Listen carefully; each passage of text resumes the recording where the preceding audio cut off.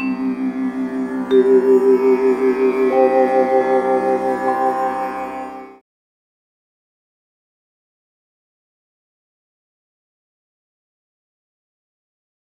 भी मैंने JSW steel में एक शॉर्ट पोजीशन बनाया है।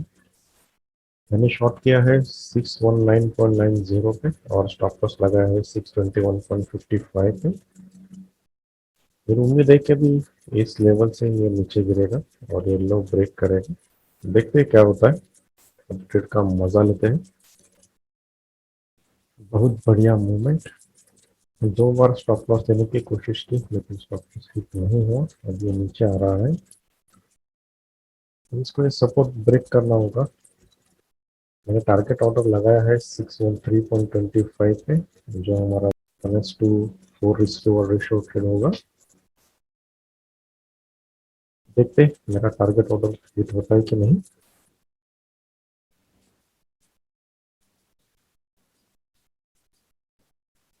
बहुत ही बढ़िया सेलिंग हो रहा है और इस सपोर्ट के नज़दीक 615 का एक होल फिगर है जिसको उसको क्रॉस करना पड़ेगा और फिर अपना टारगेट अचीव हो जाएगा।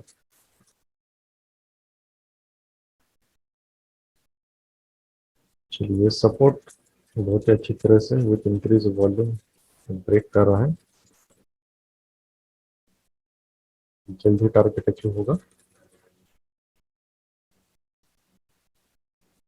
टारगेट के बहुत ही करीब।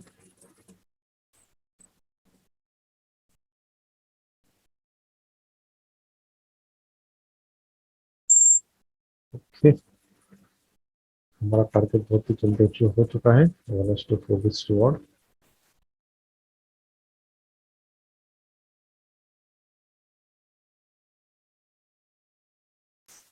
नमस्कार दोस्तों, अब करते हैं आज के ट्रेड का एनालिसिस इन डिटेल्स।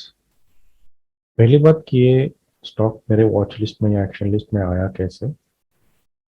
तो ये आया है based on delivery volume data. कल JSW Steel highest delivery volume of the month show किया था, that is in May month. सबसे ज़्यादा डिलीवरी वॉल्यूम कल ही के दिन आया था। सबसे ज़्यादा वॉल्यूम कल ही के दिन आया था। अब इससे हम एक कंक्लूड कर सकते हैं कि सबसे ज़्यादा इन्वेस्टर का इंटरेस्ट कल के डे में दिख रहा है।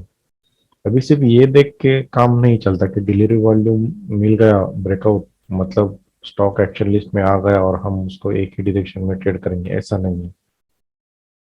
जब डिलीवरी वॉल्यूम ब्रेकआउट आता है किसी स्टॉक का तो उसने चार्ट पे कुछ सिग्निफिकेंट किया होना चाहिए, तभी हम कह सकते हैं कि investor are interested in some direction. अब हम डेली चार्ट पे अगर जेएसडब्ल्यू स्टील को देखें तो कल के दिन उसने एक सिग्निफिकेंट सपोर्ट को ब्रेक किया था।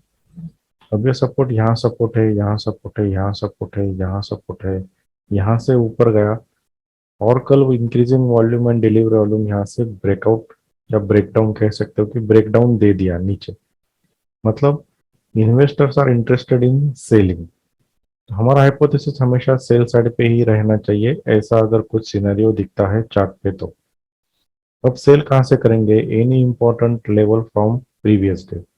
ये तो हमारा प्रोसेस है जो मैं हर एक ट्रेड में समझाता हूँ, कुछ भी अलग नहीं है। हाइपोथेसिस सेलिंग का ऐसे बना था डिलीवरी वॉल्यूम से। अब हम आते हैं इंट्राडे पे।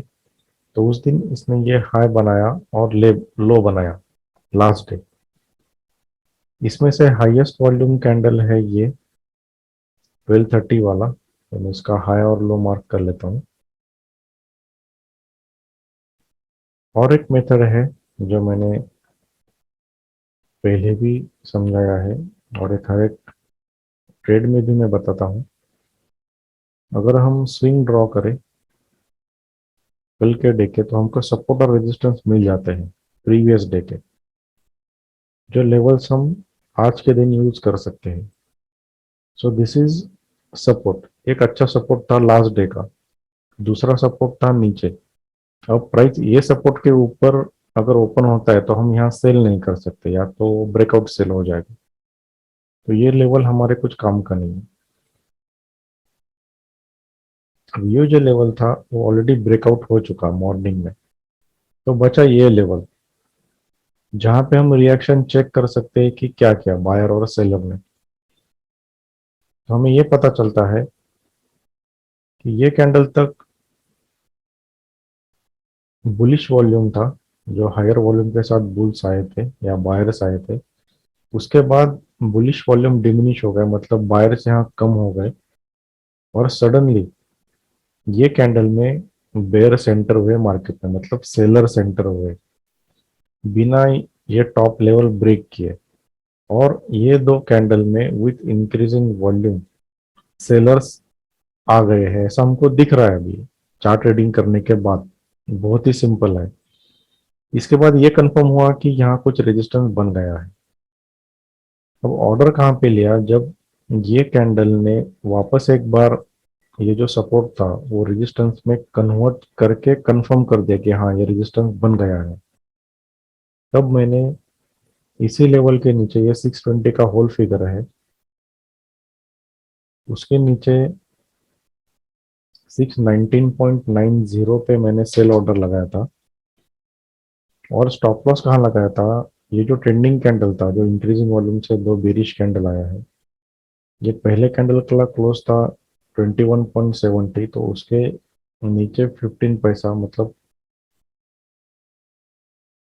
21.55 पे मेरा स्टॉप लॉस था। क्योंकि लॉजिकल स्टॉप लॉस था, क्योंकि हमने दो बार कंफर्म किया, एक तो यहाँ पे सेलर कंफर्म हुआ, दूसरा यहाँ पे सेलर्स कंफर्म हुए। तो अगर बुल्स को जाना है तो बहुत ही ताकत लगाना पड़ेगा, और एक बार अगर बुल्स ये ब्रेक कर दे तो ये ऊपर ही जा सकता है। तो मिनिमम स्टॉप लॉस तो यही था लॉजिकल, इसलिए स्टॉप लॉस लगाया मैंने। और टारगेट था 1:4, जो डे, जो पहला कैंडल का जो क्लोज था उसके करीब था, 13.25। ये बहुत ही साधारण और सिंपल ट्रेड था, 1:4। बहुत ही जल्दी हमारा टारगेट अचीव हो गया। आशा करता हूँ आपको ये समझा रहेगा हाइपोथेसिस एंड एंट्री पार्ट। धन्यवाद।